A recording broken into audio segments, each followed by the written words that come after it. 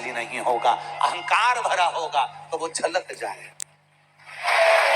अहंकार के वश वो झलकेगा, उस अहंकार से परे होकर चलना, अहंकार से।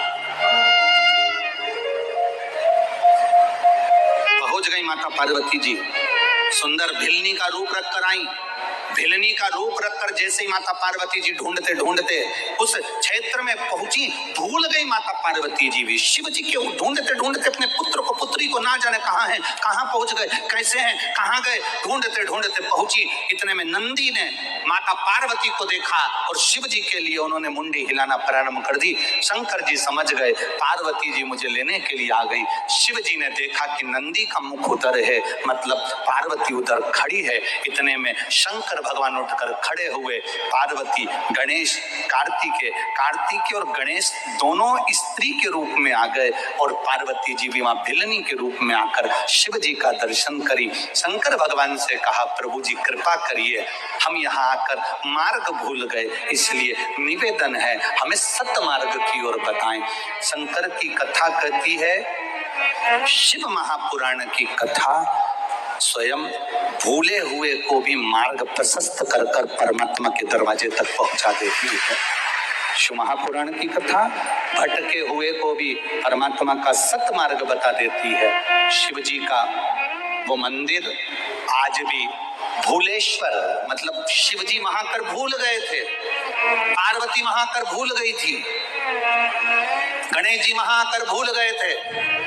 सारी दुनिया में केवल एक मंदिर है भूलेश्वर महादेव का, जहां पर ये भूलेश्वर महादेव, पूना से सोलापुर के बीच में एक शंकर का मंदिर आता है भूलेश्वर महादेव का, जहां पर भगवान शंकर के मंदिर में गणेश जी स्त्री के रूप में है, कार्तिकेय जी स्त्री के रूप में है और पार्वती जी भिलनी के रूप में विराजमान है। जहां पर नंदी भगवान शिव से कर रहे हैं, ये भूमि भूलेश्वर बाबा यहाँ कर हम भूल गए, ऐसी कृपा करो कि इस स्थान पर जो आए और एक लोटा अगर जल भूले से भी चढ़ा कर चले जाए तो वो संसार सागर में कभी ना भूले, परमात्मा के सतमार्ग की ओर चलता रहे, वो भूलेश्वर महादेव। अब यहाँ पर पुणे जाएं, महाराष्ट्र में अगर पुणे की ओर जाएं तो पुणे से लगभग 70-80 किलोमीटर की दूरी पर भूलेश्वर महादेव का एक मंदिर पड़ जाता है, जहां पर पहुंचकर भगवत भजन की एक कीर्ति बढ़ जाती है, एक आनंद की अनुभूति बढ़ जाती है।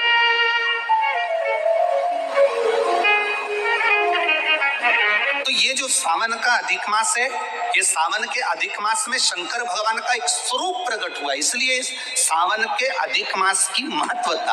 आपको कहा था कि जितनी भी जगह पर, जैसे कथा पुष्कर जी में हुई, अलवर में हुई, मैनपुरी में हुई, अब इसके बाद में 1 तारीख से 7 तारीख तक तिल्दा नेवरा में चालू हो जाएगी 2 बजे से छत्तीसगढ़ में, फिर दतिया में चालू हो जाएगी, उसके बाद में राजगढ़ ब्यावरा, जिला राजगढ़ मध्य प्रदेश में ब्यावरा के पास वाला राजगढ़, वहां प्रारंभ हो जाएगी।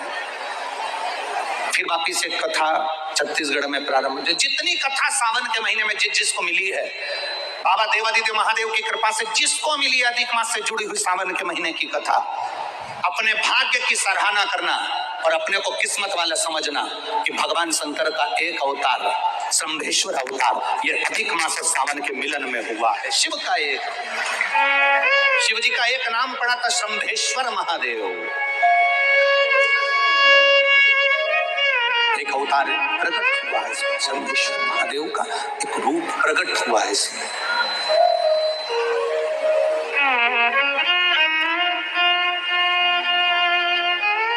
इसलिए आप लोगों से बारंबार हम कहते रहे हैं, शिव महापुराण की कथा कर रही है। जब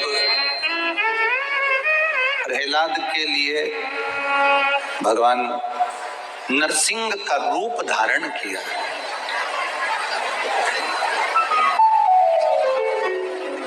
अब नरसिंह का रूप कब धारण करा था? क्योंकि हिरण्यकशिपु ने मांगा ही ऐसा था कि ना नीचे मरूं, ना ऊपर मरूं, ना अंदर मरूं, ना बाहर मरूं, ना अस्त्र से मरूं, ना शस्त्र से मरूं, ना दिन में मरूं, ना रात में मरूं, ना नर से मरूं, ना पशु से मरूं, ना 12 महीने में मरूं, तो एक अधिक कर अधिक मास में मारा।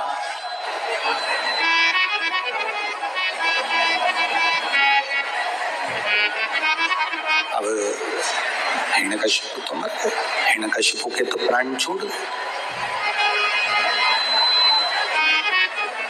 जब हिरण्यकशिपु के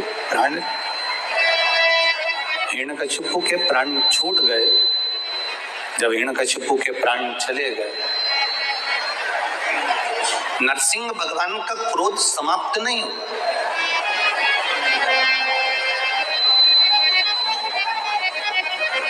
इतना क्रोध नरसिंह जी में था, इतना क्रोध था, इतना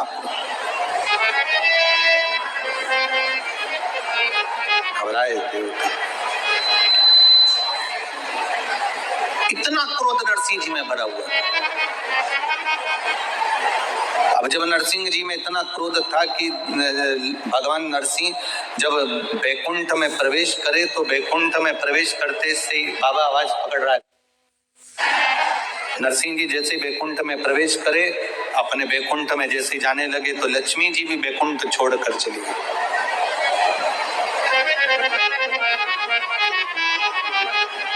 इतना क्रोध नरसिंह जी के अंदर था।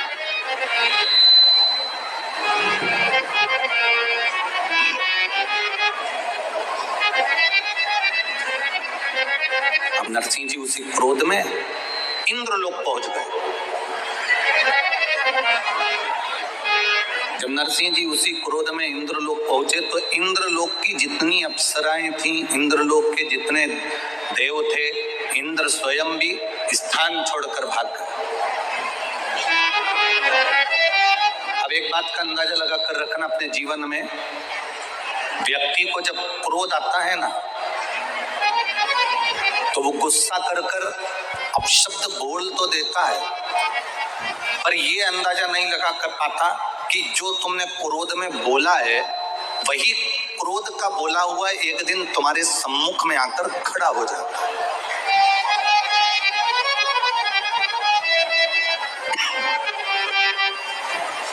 तुम्हारा बोला हुआ एक दिन तुम्हारे सामने ही आ जाता है। इसलिए वाणी ऐसी बोलिए जो मन का आपक होए।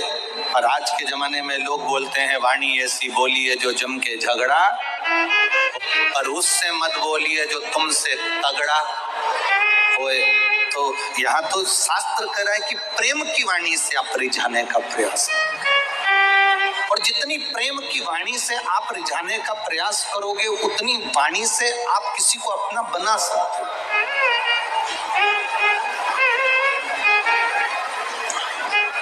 जितना प्रेम परोस सकते हो उतना प्रेम दीजिए। कल आपको कथा में कहा था ना, शंकर भगवान को तुम्हारी अंग्रेजी से मतलब है, ना तुम्हारी हिंदी से मतलब है, ना तुम्हारी मराठी से मतलब है, ना तुम्हारी गुजराती से मतलब है। शंकर जी को ना तुम्हारी तमिल भाषा से मतलब है, ना तुम्हारी मद्रासी से मतलब। शंकर भगवान को ना तुम्हारी गुजराती चाहिए, ना तुम्हारी अंग्रेजी, ना हिंदी चाहिए। शंकर भगवान को तो तुम्हारी जो प्रेम की भाषा होती है, हृदय की। Isopure Collagen. Collagen peptides that help support healthy joints, hair, skin, and nails.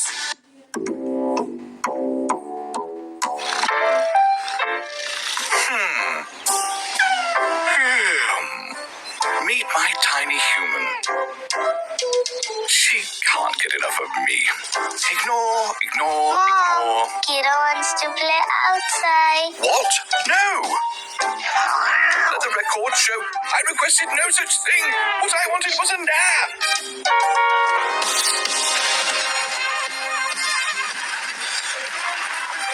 What is this now?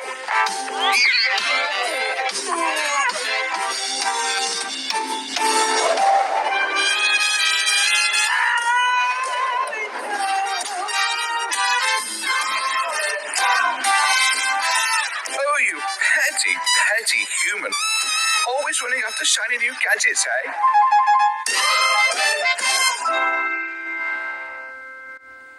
Kia. Movement that inspires.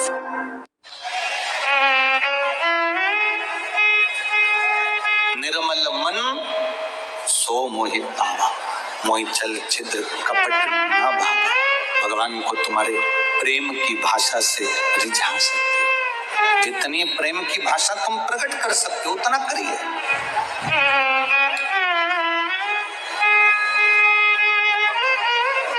जब प्रेम की भाषा हम देंगे तो हमको मिलेगा।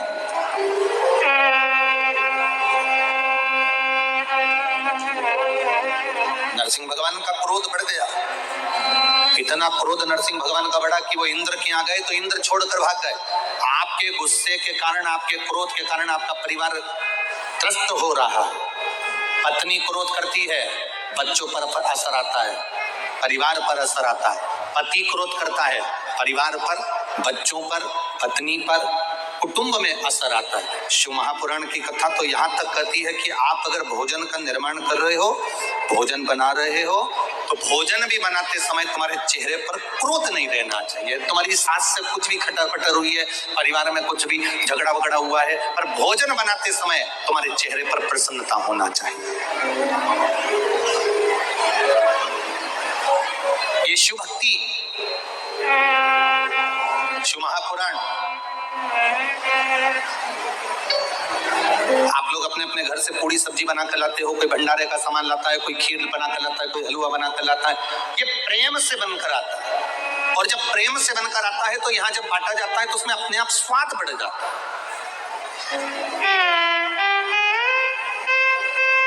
शिव कथा का एक नियम, इसका नाम है कुबेरेश्वर महादेव।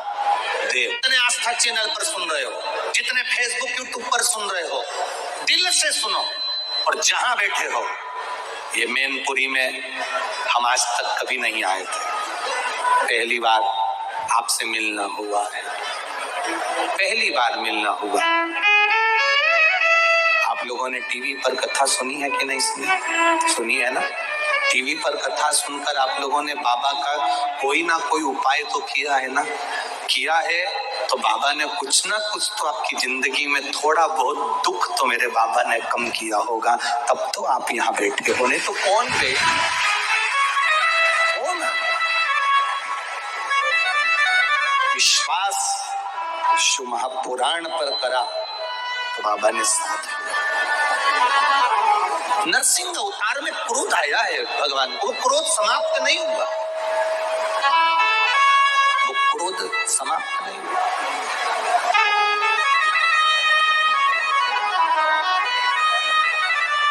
क्रम चालू हुआ, क्रोध चलते चलते चलते चलते इंद्रदेव के पास, वायुदेव, वरुण देव, गरुण देव, सारे देवता इकट्ठे होकर देवाधिदेव महादेव के पास पहुंचे। बाबा, बाबा, शिव जी की स्तुति, शंकर भगवान की प्रार्थना किसी के दूसरे ने जो बताई वैसी नहीं करना, अपना दिल करे ना वैसे भगवान की प्रार्थना करो।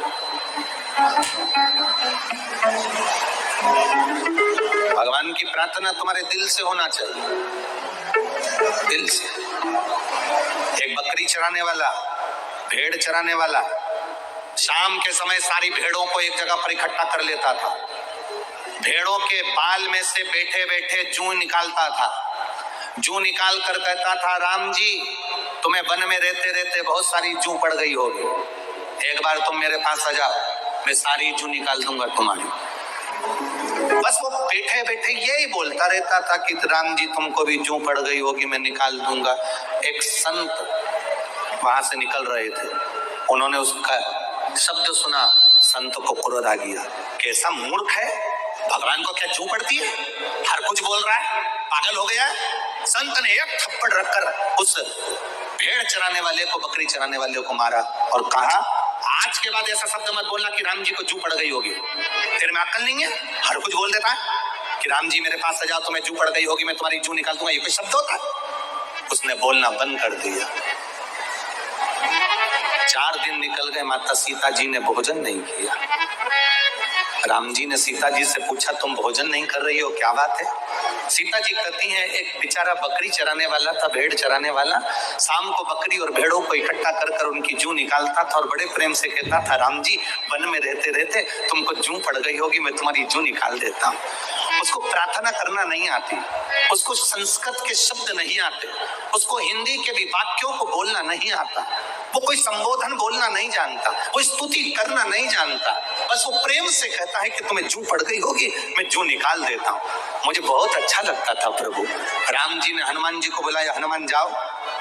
जिस संत ने उस बकरी चराने वाले को बोलना बंद करा है, इलाज करके हनुमान जी जाकर एक गदा का प्रहार किए, संत चित्ते पड़े। संत ने पूछा मेरी गलती क्या है? हनुमान जी बोले जाकर बोल उस भेड़ बकरी चराने वाले को, तेरे दिल से तू जैसी स्तुति करना चाहे वैसी कर। राम जी दिल की स्तुति देखते हैं, बनाई हुई स्तुति राम जी नहीं देखते। राम बनाई हुई स्तुति नहीं देखते। मेरे भोलेनाथ तुम्हारी बनाई हुई स्तुति से प्रसन्न नहीं होते। जिस दिन तुम्हारे दिल में आ जाओ, तुम शंकर जी के मंदिर में जल चढ़ाने के लिए जाओ, उस दिन तुम बाबा से प्रार्थना दिल से भी कर सकती हो। बाबा बाबा ओ भोलेनाथ जी, शंभू जल चढ़ा चढ़ा के सावन के महीने में ठंड लग रही होगी तेरे को। बाबा बहुत ठंड लग रही है, आज मैं जो दिया लगाऊंगी ना उसमें हाथ लगाकर तेरे को सेक दूंगी, ठंड नहीं लगेगी। कभी दिल करा करे, बहुत सारी बेलपत्री पड़ी हो ना तो बाबा को ढक दो, बाबा ठंड नहीं लगेगी इसलिए मैं ढक रही। कभी कभी गणेश जी और कार्तिक पर हाथ रखकर कह दो, बाबा जैसे ये तेरे दो पुत्र है ना वैसी मैं तेरी बेटी हूँ बाबा, पर बहुत दुखी हूँ बाबा। बाप अपनी बेटी को दुखी देख सकता है क्या बाबा? बाबा बहुत तकलीफ में हूँ, तेरे बेटों की तरह मुझे भी मान लेना बाबा। तेरी बेटी अशोक सुंदरी की तरह मैं भी हूँ ना बाबा, बहुत दुखी हूँ बाबा, तू सुन ना बाबा। तेरा मैंने पशुपति व्रत भी करा था बाबा, पर हो सकता है मुझसे कोई गलती रह गई हो ना, तू मुझसे खुश नहीं हुआ। पर पिता है ना तू मेरा, पिता पिता होता है। बेटी चाहे कैसी भी हो ना बाबा, पर पिता कभी अपनी बेटी से नाराज नहीं होता। बाबा आज एक बेलपत्री मैं तुझे चढ़ा कर जा रही हूँ, ये समझना तेरी बेटी अपना हृदय अपना दिल तुझे देकर जा रही है, तू संभाल लेना बाबा। दिल से कहो उसको, स्तुति दिल से होना चाहिए, दिखावे से शिव के मंदिर कभी मत जाओ। मेरे महाकाल कालाधिपति, मेरे महाकाल बाबा अपने बेटे को भूल गए क्या? मेरे महाकाल बाबा अपनी बेटी को भूल गए क्या? महाकाल बाबा ये बेटा ये बेटी दोनों बाहें पसार कर तुझे बुला रहे हैं, एक बार गले से लगा लेना मेरे महाकाल। आएगा लगा लेगा गले से मेरा Mahakal. Democratizing technology for the world, Nirvana series is the premium series from Boat Audio.